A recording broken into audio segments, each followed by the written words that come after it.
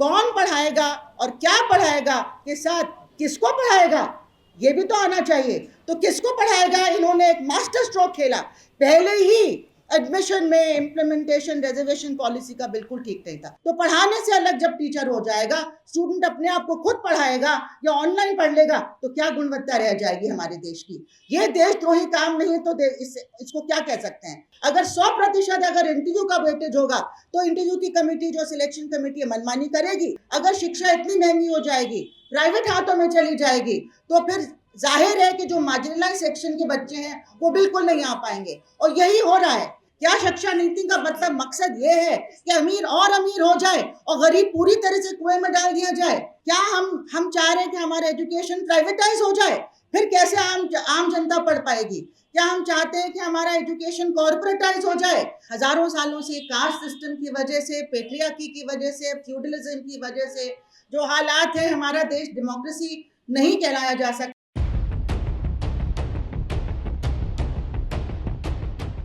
जय भीम साथियों। अपने साथी लक्ष्मण यादव, रितु सिंह के साथ अपनी सॉलिडारिटी एक्सप्रेस करते हुए और हमारी कॉलीग माया जॉन जो एकेडमिक काउंसिल में है, इनकी जितनी भी बातें इन्होंने रखी उससे मैं इत्तेफाक यहाँ पे रखते हुए मैं रिपीट नहीं करूँगी कुछ बातें जो ऑलरेडी कह दी गई हैं। हमारे देश में पब्लिक एजुकेशन का मायने ही यही था, जो शुरू में जो बड़े बड़े विद्वान लोगों ने जो पॉलिसीज़ बनाई, जो हमारे फ्रीडम फाइटर्स ने पॉलिसीज़ बनाई, ये था कि पब्लिक फंडेड एजुकेशन के ज़रिए हम अपने देश में असली मायने में जमहूरियत ला सकते हैं, एम्पावर कर सकते हैं हर नागरिक को। क्योंकि हमारा देश बटा हुआ है, यहाँ ज़बरदस्त इनइक्वालिटी है। हज़ारों सालों से कास्ट सिस्टम की वजह से, पेट्रियार्की की वजह से, फ्यूडलिज्म की वजह से जो हालात है, हमारा देश डेमोक्रेसी नहीं कहलाया जा सकता। तो उसको असली मायने में लाने के लिए शिक्षा बहुत ज़रूरी है कि हर आखिरी नागरिक तक वो शिक्षा पहुँचे। इस वजह से अफोर्डेबल एजुकेशन, बल्कि अफोर्डेबल नहीं कहना चाहिए था, फ्री होना चाहिए था शुरू से। और अब हम कह रहे हैं पूरा फ्री होना चाहिए, सबके लिए बराबर की एजुकेशन व्यवस्था होनी चाहिए सारे नागरिकों के लिए। यहाँ पे साथियों कई सारी शिक्षा नीतियाँ आई। अभी जो हाल में शिक्षा नीति आई है, जो नेशनल एजुकेशन पॉलिसी कहलाती है, जो 2019 में ड्राफ्ट आया, 20 में कैबिनेट ने पास किया, पार्लियामेंट में कभी नहीं, आज तक नहीं रखी गई है वो पॉलिसी। पिछली पॉलिसी सारी पार्लियामेंट के थ्रू आई थी, बहुत सारा डिबेट हुआ था, सारी रिसर्च हुई थी, सारी फाइंडिंग्स रखी गई थी। यहाँ ऐसा कुछ नहीं हुआ। चंद लोगों की कमेटी ने कहा कि हमारी ये राय है कि ऐसी होनी चाहिए। उनकी राय किस चीज़ पे बेस्ड है? क्या हमारे देश की जो ज़रूरत है कि हर नागरिक को एक्सेस हो, मिले एजुकेशन, वो देखा गया, गुणवत्ता देखी गई। क्या हम चाह रहे हैं कि हमारा एजुकेशन प्राइवेटाइज हो जाए? फिर कैसे आम जनता पढ़ पाएगी?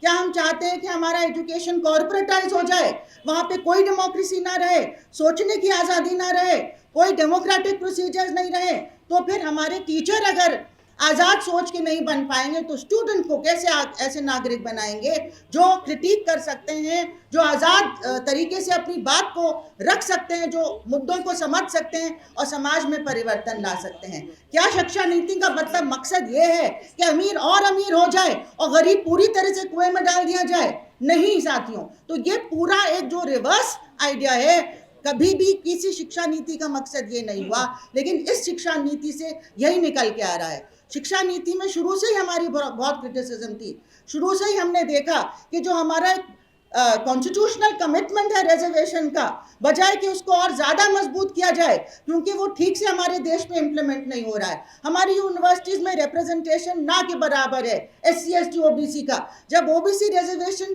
टीचिंग पोस्ट में आया, बहुत लेट जाके आया 2008 में, तब 2010 में रिक्रूटमेंट पूरी तरह से बंद कर दिया गया, फ्रीज कर दिया गया। तो किसको रोकने की कोशिश की जा रही थी? हमारी जो देश की जनता है 90%, वो आगे आने की जो उसके एस्पिरेशन थे उसी का गला घोटा जा रहा था। तो पहले भी बहुत सारी प्रॉब्लम्स थी, लेकिन इस शिक्षा नीति ने तो उस पर पूरा छाप लगा दिया है। चैप्टर 14 है शिक्षा नीति में, जहाँ पे इन्होंने बात की है सोशल जस्टिस की, थोड़ी एक लाइट किस्म से सोशली डिप्राइव्ड ग्रुप्स या कुछ ऐसा नाम दिया है। कहीं भी रिजर्वेशन की बात नहीं है। कहाँ है रिजर्वेशन को की तरफ कमिटमेंट साथियों? दूसरा ये है कि अगर शिक्षा इतनी महंगी हो जाएगी, कोई फंडिंग की बात नहीं है, अगर शिक्षा इतनी महंगी हो जाएगी, प्राइवेट हाथों में चली जाएगी, तो फिर जाहिर है कि जो मार्जिनलाइज सेक्शन के बच्चे हैं वो बिल्कुल नहीं आ पाएंगे। और यही हो रहा है। नीति में तो ये लिखा था, हमने क्रिटिसाइज किया, लेकिन जो हमारे ऊपर गुजर रही है, जब ये नीति थोपी गई है पूरे देश में, हमारी यूनिवर्सिटी, दिल्ली यूनिवर्सिटी जो सबसे बड़ी यूनिवर्सिटी एक तरीके से पूरे देश में सबसे बड़ी सेंट्रल यूनिवर्सिटी मानी जाती है, वहाँ पे अभी जैसे माया ने बताया कि कौन पढ़ाएगा, क्या पढ़ाएगा, उसके बारे में माया ने बताया। कैसे टीचर रिक्रूटमेंट में जबरदस्ती 2018 में इंटरव्यू को 100% वेटेज दे दिया, 100%। पहले, इसके पहले सिर्फ 20% वेटेज मिलता था, जो यूजीसी रेगुलेशन में लिखा था, पिछली सरकार जो लाई थी। इस सरकार ने बदल के उसको 100% कर दिया। अगर 100% अगर इंटरव्यू का वेटेज होगा, तो इंटरव्यू की कमेटी, जो सिलेक्शन कमेटी, मनमानी करेगी और उसमें hand picked nominees vice chancellor आते हैं, और दूर दूर से, जहाँ पे हमने नाम भी नहीं सुना है कई दफ़ा उन यूनिवर्सिटीज़ का, वहाँ से प्रोफेसर आ रहे हैं और यहाँ बैठ के तय करेंगे। एक लिस्ट दी जाती है उनको, इनको लगाना है बस, चाहे उनका मेरिट कुछ भी हो। तो अभी लक्ष्मण यादव का उदाहरण दिया गया। ऐसे 1000 से ज़्यादा, मैं मानती हूँ कम से कम 1500 ऐसे केसेस हैं जहाँ पे हमारे बेहतरीन टीचर्स को, जो पूरी यूनिवर्सिटी को बनाए, उसका वर्चस्व बचाया था, उन्होंने बनाया था, उनको निकाल दिया गया। और वो कॉलेजेस जहाँ से ऐसे लोग निकाले गए, 80% ऐसे टीचर्स निकाले गए। हंसराज कॉलेज जो एक टॉप कॉलेज माना जाता है, वो पूरी तरह से अब गिर गया है उसकी गुणवत्ता। और आईटी इंद्रप्रस्थ कॉलेज में ये हुआ है, पूरा डिपार्टमेंट सोशियोलॉजी का निकाल दिया गया। इंग्लिश डिपार्टमेंट में ज़्यादातर लोग निकाल दिए गए, हिस्ट्री में आधे निकाल दिए गए। रामजस कॉलेज जो टॉप कॉलेज होता था, वहाँ पे 80 से 90% लोग निकाल दिए गए। फिजिक्स में ज़्यादातर लोग निकाल दिए गए। मैथ्स पूरा साफ कर दिया गया। ये हो क्या रहा है? और जो लोग लगाए गए उनको पढ़ाने से कोई मतलब नहीं है, ना पढ़ाना चाहते, ना पेपर सेट करना चाहते, ना इन्विजिलेशन करना चाहते हैं। एक अच्छी यूनिवर्सिटी को रातों रात आपने बर्बाद कर दिया, खंडर कर दिया है। तो ये हमारी यूनिवर्सिटी में चल रहा है कि कौन पढ़ाएगा को लेके। क्या पढ़ाएगा, माया ने थोड़ा बताया, वो क्या मैं जोड़ दूं, क्या पढ़ाएगा में, इन्होंने ऑनलाइन मॉडल को ही आगे रखा है। आगे से जो बच्चे हैं वो 70% कोर्स का ऑनलाइन पढ़ेंगे, वीडियो से पढ़ेंगे, दूसरी यूनिवर्सिटी का ऑनलाइन पढ़ेंगे। हम सब ने देखा कि 2 साल जब कोविड यहाँ पे रहा, कितनी बर्बादी हुई। ज़्यादातर बच्चों के पास हिंदुस्तान में ना लैपटॉप होता है, ना इंटरनेट कनेक्शन होता है, ना स्मार्टफोन होता है, ना घर में कोई माहौल होता है जहाँ पे पढ़ पाएँ वो घर में बैठ के, ख़ास तौर से महिला हमारी जो छात्र हैं। लेकिन उसी चीज़ को अब इन्होंने इंस्टीट्यूशनलाइज कर दिया, किसका फ़ायदा कराने के लिए। ये एक बिजनेस है, चाहे वो बायजूस हो या अडानी का ऑनलाइन मॉडल हो, उनका पैसा, उनको मुनाफा कमाना है और हमारे स्टूडेंट्स की गुणवत्ता ख़त्म करनी है। कोई टीचिंग लर्निंग नहीं हो पाई ढंग की उस 2 साल की पीरियड में। उसी चीज़ को अब ज़बरदस्ती हमारे ऊपर थोपा जा रहा है। क्यों? क्योंकि इससे आपको टीचर की ज़रूरत नहीं है। वो चाहते हैं कि टीचर को हर जगह से बाहर कर दिया जाए, कोई डिसीजन मेकिंग में ना रखा जाए, चाहे सिलेबस बनाने की बात हो, चाहे एग्जाम स्कीम कैसी होनी चाहिए उसकी बात हो, चाहे अब तो पढ़ाने से भी अलग करना चाहते हैं हमें। तो पढ़ाने से अलग जब टीचर हो जाएगा, स्टूडेंट अपने आप को खुद पढ़ाएगा या ऑनलाइन पढ़ लेगा, तो क्या गुणवत्ता रह जाएगी हमारे देश की। ये देशद्रोही काम नहीं है तो इसको क्या कह सकते हैं? इसको हम नेशनलिस्ट नहीं मानते, इसको हम पेट्रियाटिक नहीं मानते। ये सबसे बड़ा हमारे देश के साथ विश्वासघात हो रहा है, इसके नागरिकों के साथ विश्वासघात हो रहा है। इसके जो डायरेक्टिव प्रिंसिपल्स थे, जो हमारे कॉन्स्टिट्यूशन है, उसके साथ विश्वासघात किया जा रहा है साथियों। इसी के साथ लास्ट पॉइंट मैं जोड़ूंगी कि कौन पढ़ाएगा और क्या पढ़ाएगा के साथ किसको पढ़ाएगा ये भी तो आना चाहिए। तो किसको पढ़ाएगा, इन्होंने एक मास्टर स्ट्रोक खेला। पहले ही एडमिशन में इम्प्लीमेंटेशन रिजर्वेशन पॉलिसी का बिल्कुल ठीक नहीं था। पहले ही आप देखते थे कि जो बच्चे स्कूल में कोचिंग लेके अच्छा कर लेते थे या जिनके घर के हालात अच्छे होते थे, वो ज़्यादा अच्छा कर पाते थे, और मार्क्स के बेसिस पे जिनको एडमिशन दिया जा रहा है वो अपने आप में, उसमें हमें लगता था कि नाइंसाफ़ी एक तरीके से है। फिर भी कई बच्चे जो मार्जिनलाइज सेक्शन के हैं, पढ़ के किसी तरह से 12वीं पास करके अच्छे नंबर लाके उनको एडमिशन मिल जाता था। अब आपने क्या किया, मास्टर स्ट्रोक, स्कूली शिक्षा को पूरी तरह से इररेलेवेंट कर दिया, कूड़ेदान में डाल दिया, जितनी मेहनत बच्चे ने की हो। अब एक ऑनलाइन एग्जामिनेशन होगा जो CUET, central university entrance exam, ये पिछले साल से 2 साल लागू किया गया है। इसका क्या नतीजा हुआ?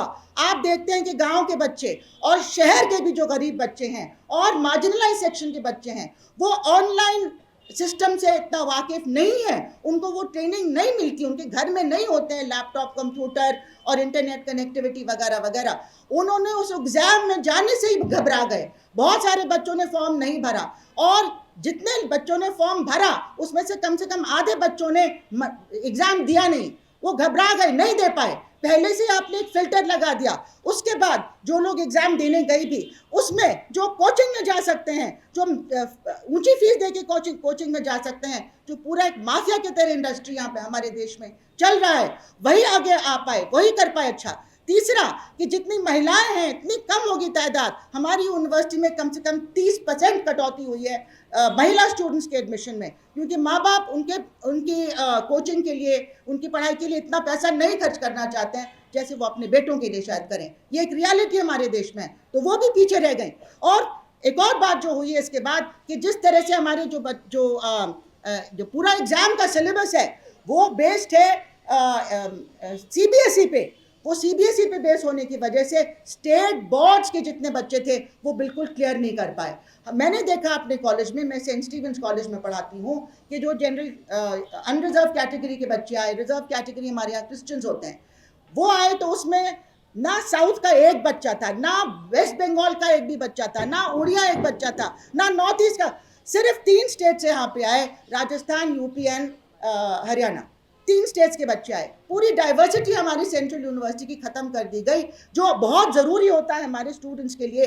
वो देश के कोने कोने से जो बच्चे आते हैं, अपने कल्चरल डिफरेंसेस को लेके, अपनी लैंग्वेजेस को लेके, अपने अलग अलग रिलीजन्स को लेके आते हैं, उन्हीं से वो लोग एक दूसरे से सीखते हैं। वो डाइवर्सिटी आपने पूरी तरह से ख़त्म कर दी। इस CUET जो एक national examination, so called examination है, जो मल्टीपल चॉइस एग्जामिनेशन है, जो आपकी रीजनिंग नहीं टेस्ट करता, आपकी लॉजिकल स्किल्स नहीं टेस्ट करता, जो पूरी स्कूली शिक्षा को ख़त्म करके एक एग्जाम के बेसिस पे होता है। तो ये जो फिल्टर है, it can be a source of corruption also. एक तरह के स्टूडेंट्स को लाना भी इससे पॉसिबल हो जाता है, क्योंकि कोई प्राइवेट पार्टीज इसको कंट्रोल कर रही हैं। हमें मालूम है कि कौन लोग इन चीज़ों पे हावी रहते हैं। इसी के साथ मैं अपनी बात अब ख़त्म करते हुए यही कहना चाहूँगी कि जो भी हमारे ये जो जिस तरह से हमारे देश की जनता के खिलाफ जो ये चल रही हैं नीतियाँ हमारे देश में, सिर्फ शिक्षा नीति नहीं, हर जगह जो भी आप देखिए पब्लिक सेक्टर को बर्बाद कर दिया गया, और ये जो कॉर्पोरेट सेक्टर के साथ मिलके, जो मुनाफाखोरी के साथ मिलके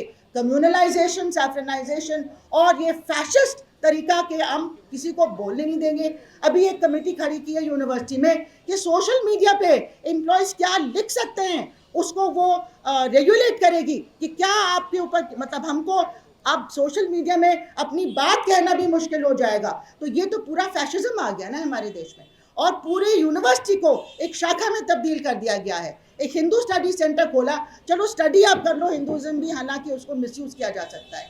वहाँ पे यज्ञ के साथ खुला वो इनॉग्रेट हुआ, यज्ञ हुआ, प्रसाद बांटा गया। क्या यूनिवर्सिटी में हम लोग पंडित का ज्ञान दे रहे हैं? क्या हम उनको श्लोक पढ़ना सिखा रहे हैं? क्या हम उनको क्रिटिक करना सिखा रहे हैं? हिंदुइज्म में भी बहुत सारी धाराएं, अलग अलग टाइप की फिलॉसफीज हैं, वो क्रिटिक करके आप पढ़ लें तो उसमें कोई हर्ज नहीं है। लेकिन आप माइंडलेस तरीके से, अनभक्ति के साथ, बिना क्वेश्चन किए, रूढ़िवाद के साथ रिचुअल सिर्फ सिखाने के लिए, ये यूनिवर्सिटी की ये जगह नहीं है, ये रोल यूनिवर्सिटी का नहीं है। हमारी यूनिवर्सिटी में आप देखते हैं ऑफिशियल प्लेटफॉर्म दिए जा रहे हैं, RSS के प्रचारक, मतलब उस नाम से उनको बुलाया जा रहा है चीफ गेस्ट कि ये VHP के प्रचारक हैं, ये RSS के प्रचारक हैं। तो ये हमारी यूनिवर्सिटी को, ऑफिशियल प्लेटफॉर्म को, टैक्स पेयर्स मनी को मिसयूज किया जा रहा है एक विचारधारा को प्रमोट करने के लिए, एक पॉलिटिकल पार्टी को प्रमोट करने के लिए। ऐसा हमने कभी नहीं देखा है। मैं 42 साल से पढ़ाती थी, अभी रिटायर हुई, बहुत सारी सरकारें आई हो गई हैं, कभी ऐसा नहीं देखा जो आज हो रहा है। इसलिए हम सबको इसके खिलाफ खड़ा होना है, नहीं तो हमारी देश की डेमोक्रेसी बहुत ज़्यादा खतरे में है।